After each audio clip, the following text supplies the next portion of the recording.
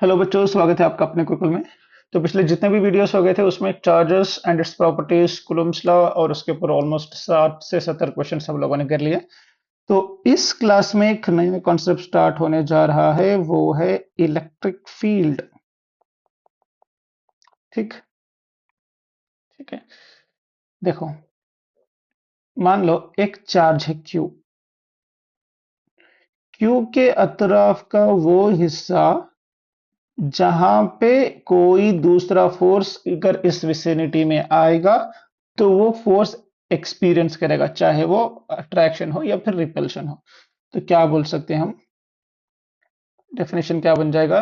The reason, और ये actually होता है 3D स्पेस, प्लेन नहीं। Region around the charge, around the charge where its force can be experienced, can be experienced. किसके द्वारा? Another charge. ठीक है। तो चार्ज के तरफ का वो हिस्सा जहां पे दूसरा चार्ज फोर्स ऑफ अट्रैक्शन या रिपल्शन महसूस कर सकता है। और इसका इससे यूनिट क्या है? हमने बोला है फोर्स पर चार्ज बोल रहे हैं ना।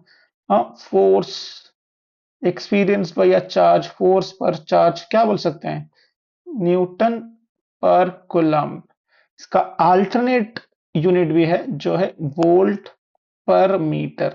ये क्वेश्चन भी आया था कि इसके अलावा कौन सा यूनिट यूज कर सकते हैं, दैट इज वोल्ट पर मीटर।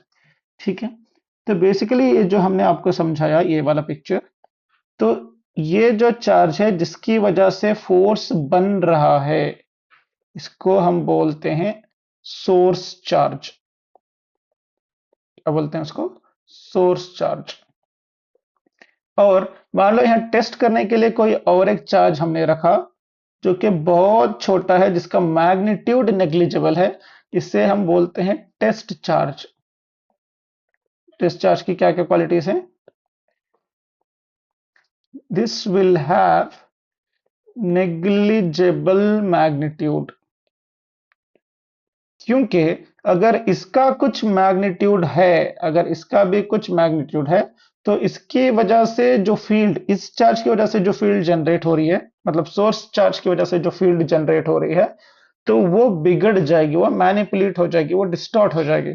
ठीक है। तो टेस्ट चार्ज की अगर फील्ड है तो ये दोनों फील्ड इंटरेक्ट करेंगी ना, तो मतलब प्रॉपरली इसकी फील्ड हमें नहीं मिलेगी। तो इसीलिए ये टेस्ट चार्ज की जो भी फील्ड होती है वो नेग्लिजिबल होती है, जिसका कोई मैग्नीट्यूड नहीं होता। ठीक है। हाँ। और ये जो है electric field, it is a vector quantity. It is a vector quantity. Vector quantity हमें यह बताती है कि इसका कोई डायरेक्शन होना चाहिए। ठीक है। तो डायरेक्शन होता कैसे है? मान लो एक चार्ज है क्यू, और यहां पे मैंने प्लस क्यू रखा, प्लस क्यू। प्लस क्यू के कैसे रिपेल करेगा? ऐसे, ऐसे, ऐसे, ऐसे, ऐसे। ठीक है। मान लो टेस्ट क्यू, प्लस क्यू मैंने यहां पे रखा, तो ये कैसे रिपेल करेगा? ऐसे, ऐसे, ऐसे, ऐसे, ऐसे, ऐसे। अगर आप ध्यान से देख रहे हो, जिस तरह के मैंने एरोज बनाए हैं, तो यहाँ पे थोड़ा थिक बनाया है या फिर बड़े वाले, और यहाँ पे थोड़ा थिन और स्मॉल। क्यों? जितना चार्ज के पास रहेगा, जितना चार्ज के पास रहेगा, फोर्स ऑफ अट्रैक्शन क्या हो जाएगा या रिपल्शन क्या होगा? स्ट्रांग होगा। जैसे जैसे दूर जाओगे वो क्या हो जाएगा? वीक रहेगा। ठीक है। तो बेसिकली डायरेक्शन क्या है? कोई भी टेस्ट चार्ज रखोगे, टेस्ट चार्ज डिस डायरेक्शन में जाएगा। Test charge positive Q, plus Q जिस डायरेक्शन में जाएगा वही उसका इलेक्ट्रिक फील्ड का डायरेक्शन होगा। तो बेसिकली कहने का तात्पर्य ये है, ये मान लो प्लस क्यू है, तो प्लस क्यू को रिपेल करेगा, तो फील्ड का डायरेक्शन कैसे आएगा? ऐसे, ऐसे, ऐसे। तो इसको हम क्या बोलते हैं? Radially outwards. इसको क्या बोलेंगे? Radially outwards. ठीक है। तो for positive charge it is away, and for negative charge, जैसे मान लो माइनस क्यू, यहाँ पे प्लस क्यू रखेंगे, तो प्लस क्यू को ये क्या करेगा? अपनी तरफ अट्रैक्ट करेगा। जैसे जैसे दूर जा रहे हैं वैसे मैग्नीट्यूड कम हो जाएगा ना। तो जो फील्ड लाइंस बनेंगी वो कैसे बनेंगी? टूवर्ड्स। फील्ड लाइंस कैसे बनेंगी? टूवर्ड्स। ठीक है। तो यहाँ पे फील्ड लाइंस क्या बोलेंगे हम लोग? It is towards negative. Towards negative, it is away from positive. ठीक है। तो बेसिकली अब इन दोनों चार्जेस को साथ में रख के देखो कि होगा क्या। ये है प्लस क्यू और ये है माइनस क्यू।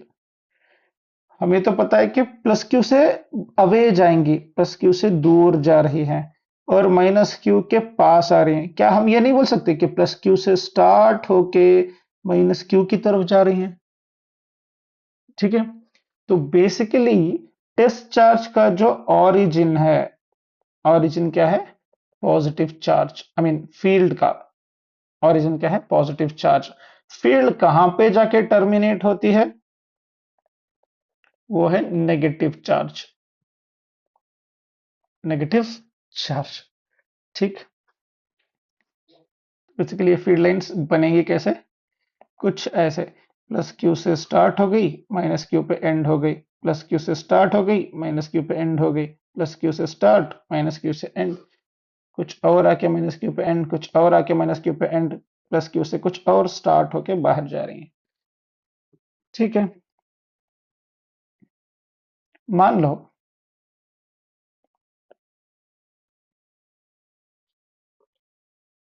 एक चार्ज है प्लस क्यू, जो फील्ड लाइंस हमने बनाई थी ना, वो थी कैसे? बहुत पास तो मैग्नीट्यूड ज्यादा, थोड़ा दूर तो मैग्नीट्यूड कम। ठीक है। ऐसे तो हम लोग बता नहीं सकते ना, मतलब ऐसे तो ड्रॉ नहीं कर सकते। तो इसीलिए फैराडे ने बहुत अच्छे से हमको समझाया कि बनाते कैसे हैं, और कौन सी चीज क्या डिसाइड करती है।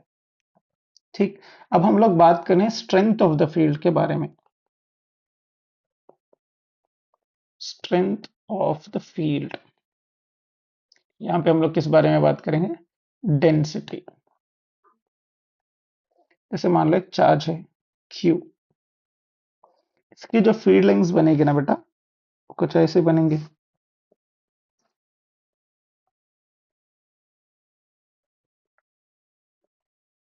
ऐसे। तो बेसिकली क्या हो रहा है, जितना चार्जेस के पास हो आप, उतना डिस्टेंस क्या है? कम है। जैसे ही चार्जेस से आप दूर जा रहे हो, वैसे वैसे डिस्टेंस क्या हो रहा है? बढ़ रहा है। समझ में आ रही बात? तो यहाँ पे देखो, जो येलो सर्कल है यहाँ पे लाइंस क्लोज क्लोज हैं, और ये वाला जो ग्रीन सर्कल है इस सर्कमफेरेंस पे देखो, तो जैसे जैसे दूर जा रहे हो वैसे वैसे लाइंस के बीच में स्पेसिंग भी ज्यादा है। ठीक है। तो यहां से हम लोग ये बोल सकते हैं कि closer the lines, closer the lines, stronger the field, stronger the field. Farther apart, जैसे जैसे ये दूर होंगे, तो फील्ड क्या हो जाएगी? वीकर। ठीक है। हाँ। और मान लो एक चार्ज है प्लस क्यू, ये है माइनस क्यू। तो प्लस क्यू से स्टार्ट होंगी, माइनस क्यू पे एंड करेंगी। ऐसा नहीं होगा कि फील्ड लाइंस एक दूसरे को इंटरसेक्ट करें, ये बिल्कुल पॉसिबल नहीं है। क्यों? क्योंकि अगर पॉइंट ऑफ इंटरसेक्शन पे कोई टैंजेंट बनेगा, तो वो टैंजेंट हमें क्या देगा? डायरेक्शन। टैंजेंट हमें क्या देगा? डायरेक्शन। तो इस पॉइंट पे अगर इस आर्क पे टेंजेंट बनेगा ऐसे होगा, इस आर्क पे टेंजेंट बनेगा ऐसे होगा। तो टेंजेंट हमें डायरेक्शन देता है अगर पॉइंट ऑफ इंटरसेक्शन है या दो फील्ड लाइंस इंटरसेक्ट कर रही हैं, मतलब उस एक सिंगल पॉइंट पे हमें दो डायरेक्शन देखने को मिल रहे हैं।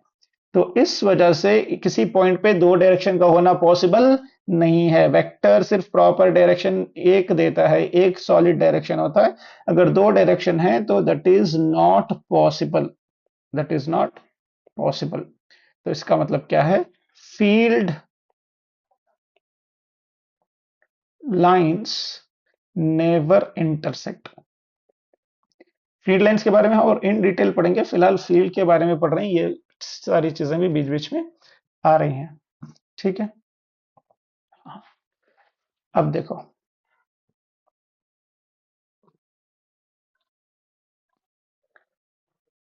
तो जो भी फील्ड होती है उसमें हमें एक सिमेट्री देखने को मिलती है। कैसे बाबा? देखो, ये पॉइंट चार्ज है, पॉइंट चार्ज। तो इससे जो फील्ड लाइंस निकलेंगी कुछ ऐसे रहेंगे,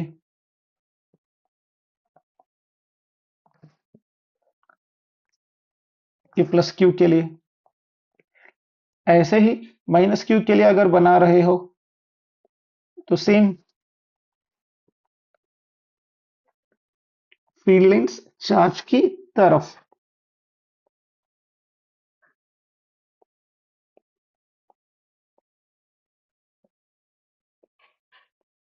ठीक है, तो यहाँ पे रेडियल सिमेट्री देखने को मिल रही है हमें। कौन सी सिमेट्री?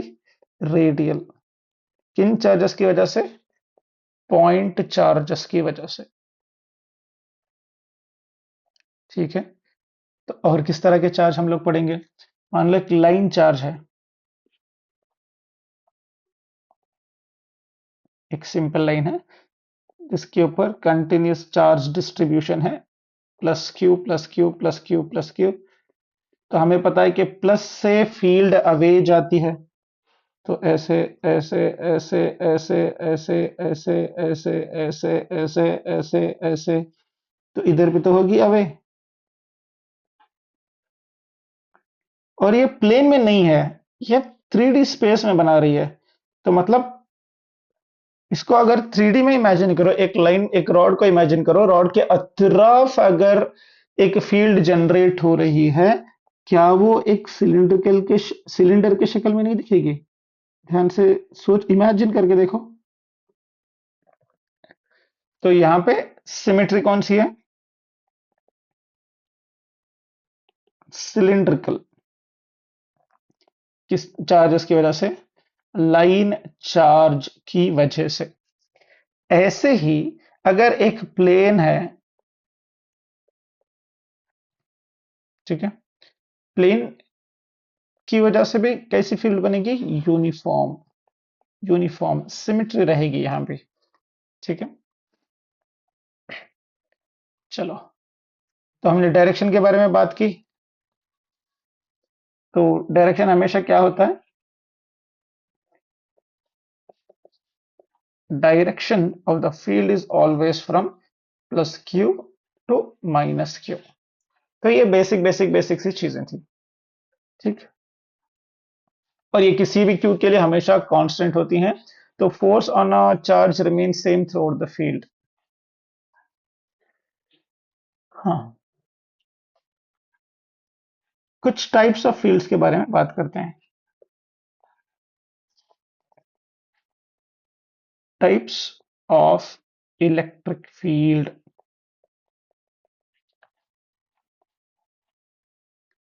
तो पहला है उसमें uniform electric field. Uniform electric field example, जैसे कि मान लो यहाँ एक लाइन चार्ज है, positive positive positive positive positive positive. यहाँ पे और एक लाइन चार्ज है जो कि completely negative negative negative negative negative negative. तो फील्ड लाइंस बनेंगे कैसे बेटा? इन दोनों के बीच में पॉजिटिव से स्टार्ट होंगी, नेगेटिव पे एंड होंगी। ऐसे पॉजिटिव से स्टार्ट, नेगेटिव पे एंड, पॉजिटिव से स्टार्ट, नेगेटिव पे एंड। पॉजिटिव से स्टार्ट, नेगेटिव पे एंड, पॉजिटिव से स्टार्ट, नेगेटिव पे एंड। तो इन फील्ड लाइंस को अगर हम देखेंगे तो कुछ चीजें हमें मिलेंगी। पहली तो ये फील्ड लाइंस पैरेलल हैं एक दूसरे से। दूसरे, ये इक्वली स्पेस्ड हैं। इन दोनों के बीच में स्पेसिंग क्या रहेगी? इक्वल रहेगी। और ये स्ट्रेट होंगे। तो ये तीन क्वालिटीज जिसमें रहेंगी उनको हम क्या बोलेंगे? Uniform electric field. Uniform electric field. Example क्या है? Electric field between two lines और टू प्लेट्स भी बोल सकते हैं। ठीक है, तो यहां पे कहां पे भी देखो, electric field is constant. Electric field is constant. क्यों? यहाँ पे एक पॉइंट माना मैंने ए, यहाँ पे एक पॉइंट माना मैंने बी, और यहाँ पे एक पॉइंट माना मैंने सी। तो इन तीनों पॉइंट्स पे इलेक्ट्रिक फील्ड क्या रहेगी? सेम रहेगी। ई ए इक्वल्स ई बी इक्वल्स ई सी। ठीक है, हाँ। तो इलेक्ट्रिक फील्ड सेम रहेगी मतलब क्या बोल सकते हैं? Force on charge remains same, remains same throughout the area, throughout the area। अब दूसरी कौन सी है? तो है non uniform electric field. Non uniform field, electric field.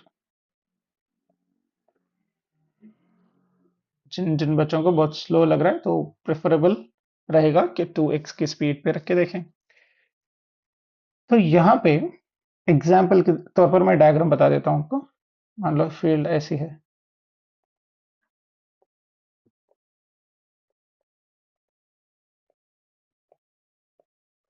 यहाँ पे क्या क्या चीजें देखने को नहीं मिल रही? ये नॉन पैरेलल है, ये पैरेलल नहीं है, ये इक्वली स्पेस्ड भी नहीं है, और ये पूरे लाइंस सेम लाइन में अलाइन भी नहीं कर रहे। तो इन कंडीशंस पे जो फील्ड लाइन बन रही है उनको क्या बोलते हैं? Non uniform electric field. ठीक है, तो यहाँ पे इसको भी बोल सकते हैं। और एक एग्जाम्पल भी देख लो जो एग्जाम में अक्सर आता है।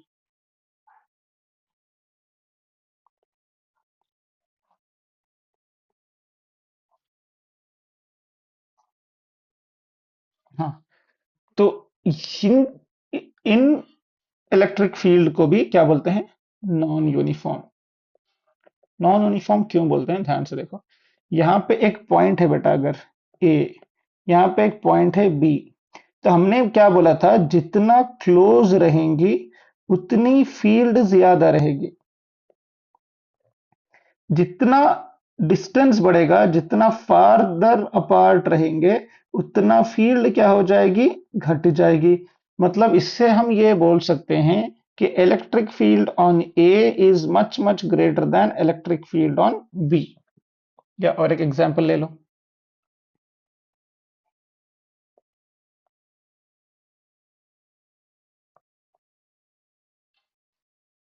ऐसे यहाँ पे मान लो ए है, यहाँ पे मान लो बी, यहाँ पे मान लो सी। तो अब क्या बोल सकते हैं? Electric field on A and electric field on B same. इन दोनों पे इलेक्ट्रिक फील्ड क्या है? सेम है। मान लो इक्वल स्पेस्ड अगर इनको माने तो ए बी आर, तो ए और बी की जो फील्ड है सी से, और बी नहीं, दिस इज सी। ए और सी की फील्ड क्या है? सेम है, और बी से ज्यादा है, बी से ज्यादा है। तो the one more type of field is radial, जो हमने ऑलरेडी पढ़ा है।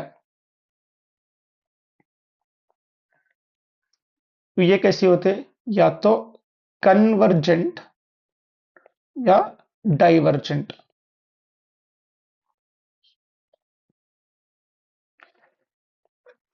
कैसे? कन्वर्जेंट मतलब अगर माइनस क्यू है तो एक पॉइंट पे आके पूरी फील्ड लाइंस मीटअप होगी माइनस क्यू की वजह से। वही प्लस क्यू रहेगा तो रेडियली आउटवर्ड्स रहेगी। कुछ ऐसे, this is for plus Q. तो यहाँ पे भी जैसे जैसे डिस्टेंस बढ़ रहा है आर, वैसे वैसे इलेक्ट्रिक फील्ड क्या हो रही है, कम। तो हम यहाँ पे बोल सकते हैं electric field is inversely proportional to 1/r²। ठीक है, तो ये फिर हम आगे भी पढ़ेंगे। तो फिलहाल के लिए इतना याद रखो, जैसे जैसे आर बढ़ाने बेटा, मतलब आर बढ़ रहा है मतलब क्या बढ़ रहा है, डिस्टेंस बढ़ रहा है, तो वैसे वैसे फील्ड क्या हो जाएगी, घट जाएगी। ठीक है। हाँ, अब देखो और एक कॉन्सेप्ट पढ़ते हैं, वो है इलेक्ट्रिक फील्ड इंटेंसिटी।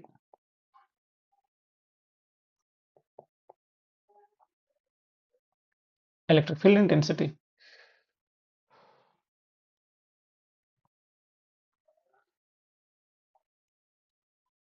इसको सिंपल डेफिनेशन अगर देंगे तो ये बोल सकते हैं कि इलेक्ट्रिक फील्ड और electric force experienced by experienced by 1 coulomb of charge,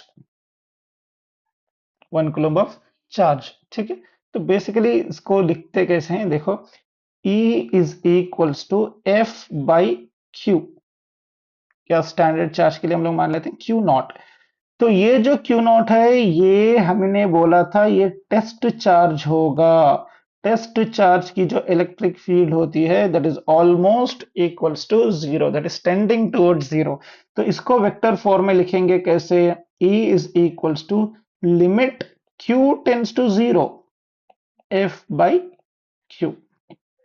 ठीक है, इसका यूनिट क्या है, न्यूटन पर कूलम और वोल्ट पर मीटर। तो इस इलेक्ट्रिक फील्ड इंटेंसिटी का डायरेक्शन क्या होता है, away from positive towards negative, towards negative. और ये जो भी इक्वेशन हमने लिखा है, it is valid only for point charges, valid only for point charges.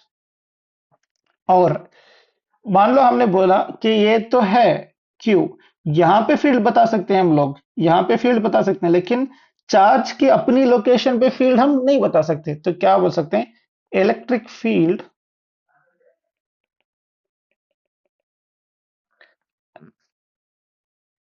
Due to a charge on its own location is undefined, zero नहीं बोलेंगे, infinite भी नहीं बोलेंगे, इट इज अनडिफाइंड। ठीक है।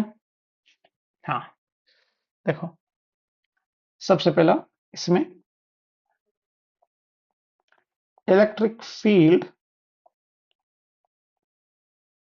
Due to a point charge, due to a point charge. जैसे कि मान लो ये सोर्स चार्ज है Q, या फिर स्मॉल q से रिप्रेजेंट करो, नॉर्मली वही हम लोग करते हैं। यहाँ पे एक टेस्ट चार्ज है Q नॉट। तो इन दोनों के बीच में जो फोर्स ऑफ रिपल्शन बनेगा वो F क्या बनेगा, K Q Q naught by R²। और हमें पता है कि इलेक्ट्रिक फील्ड होती क्या है, R²। इलेक्ट्रिक फील्ड होती क्या है, F बाई क्यू नॉट। तो what is F, K Q Q naught by R² whole divided by Q naught. Q naught से क्यू नॉट कट गया, बचा क्या, K Q बाई R²। तो electric field due to any charge at any point is given as E is equals to K Q by R²। अगर vector form में लिखना चाहोगे तो E vector is equals to K Q by R²। Distance है R, तो unit vector आ जाएगा R cap. This is the electric field due to a point charge. ठीक है। हम्म, अब ध्यान से देखो, electric field due to a system of charges. Electric field due to a system of charges. जैसे मान लो यहाँ पे एक टेस्ट चार्ज रखा हुआ है Q नॉट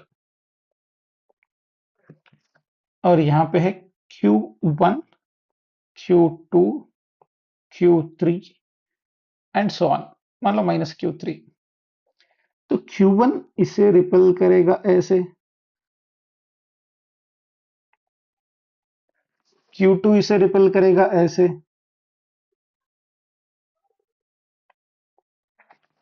और Q1 इसे अपनी तरफ अट्रैक्ट करेगा ऐसे।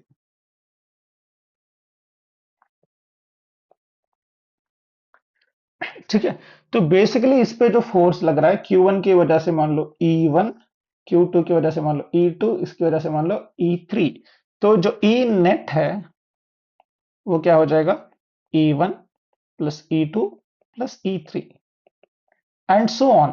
तो E1 क्या होता है, के Q1 बाई आर स्क्वायर, ये क्या होता है के Q2 बाई आर स्क्वायर, मान लो ये R1 स्क्वायर, ये R2 स्क्वायर, ये के Q3 बाई R3 का square and so on, n number of charges तक हम ले जा सकते हैं। तो सब में अगर देखोगे तो कॉमन क्या है, के अगर कॉमन है तो समेशन ले लो, summation Q I by R I का स्क्वायर, आर आई कैप के साथ, I starting from 1 to n, that is E net. तो जो सुपरपोजिशन प्रिंसिपल हमने पढ़ा था तो वो इलेक्ट्रिक फील्ड पे भी अप्लीकेबल है। ठीक है, जो इक्वेशन हमने पढ़ा ना, तो बेसिकली क्या था equation, E is equals to K Q by R square. अगर मान लो ये कांस्टेंट है तो हम इसको क्या लिख सकते हैं, E is proportional to 1 by R square. तो ये ग्राफ कुछ ऐसे आएगा, ध्यान से देखो, this is distance, this is electric field. जैसे जैसे डिस्टेंस बढ़ेगा इलेक्ट्रिक फील्ड एक्सपोनेंशियली घटेगी, इलेक्ट्रिक फील्ड क्या हो जाएगी, एक्सपोनेंशियली घटेगी। इस चीज का आपको ध्यान रखना है। ठीक है, इसको थोड़ा साइड में कर दो। अब एक चीज ध्यान से सुनो, मान लो एक सिस्टम है, यहाँ पे प्लस क्यू चार्ज और यहाँ पे भी है प्लस क्यू, और बीच में है एक test charge Q naught. Q naught पे जो फोर्स लगेगा, एक फोर्स तो ऐसे लगेगा F, एक फोर्स तो ऐसे लगेगा F।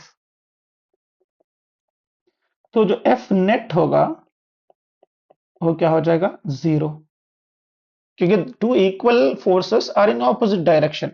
और इस पॉइंट को मान लेते हैं P। ऐसा ही और एक सिस्टम ले लो, यहाँ पे एक चार्ज है प्लस क्यू, यहाँ पे एक चार्ज है माइनस क्यू, थोड़ा सा थिकनेस बढ़ा लो, हाँ। तो यहाँ पे मैंने एक टेस्ट चार्ज माना क्यू नॉट, तो क्यू नॉट को क्यू माइनस क्यू अपनी तरफ अट्रैक्ट करेगा एफ फोर्स से, और ये प्लस क्यू भी क्यू माइनस क्यू की तरफ रिपेल करेगा एफ से। तो अगर यहाँ पे हम लोग एफ नेट लिखें तो एफ नेट सेम डायरेक्शन में होने की वजह से क्या होगा, F plus F that is 2f। और एक सिस्टम ले लो,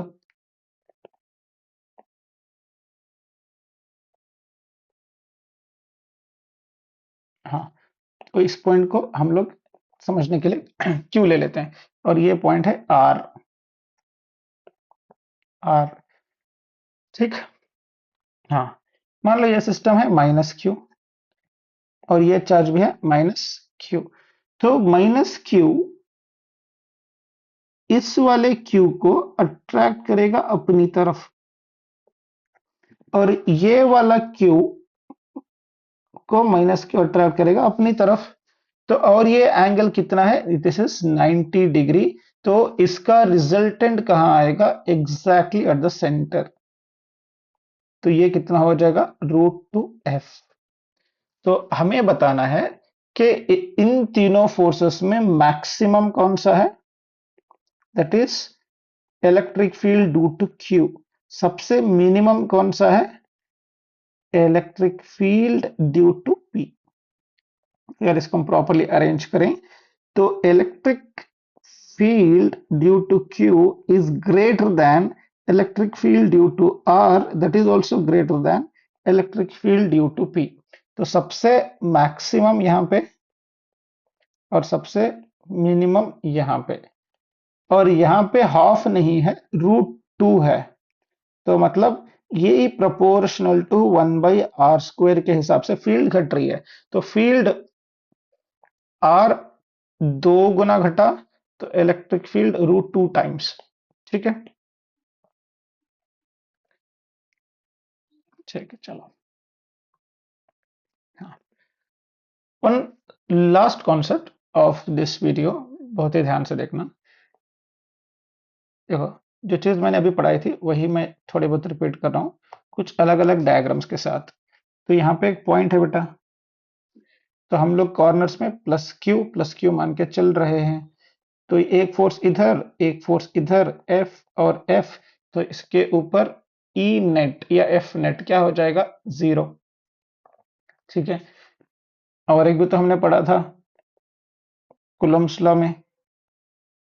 हाँ, देखो यहाँ पे भी एक चार्ज है,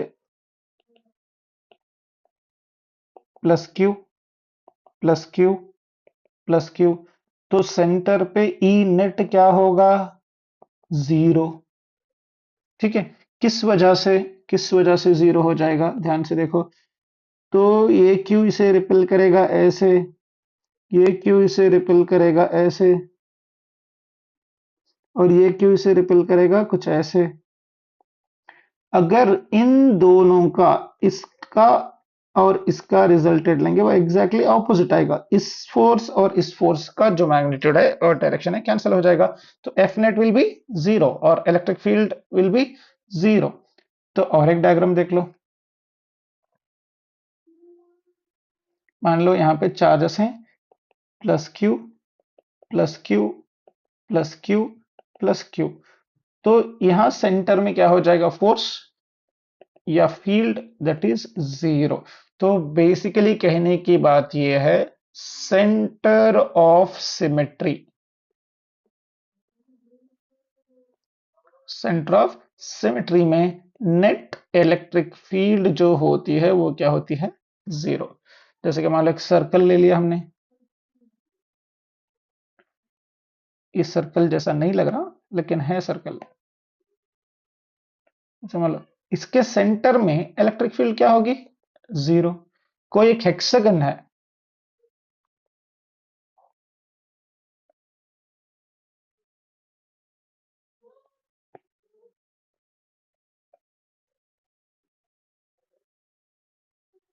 मान लो ये रेगुलर हेक्सागन है, तो इसके सेंटर में भी इलेक्ट्रिक फील्ड क्या हो जाएगी, 0।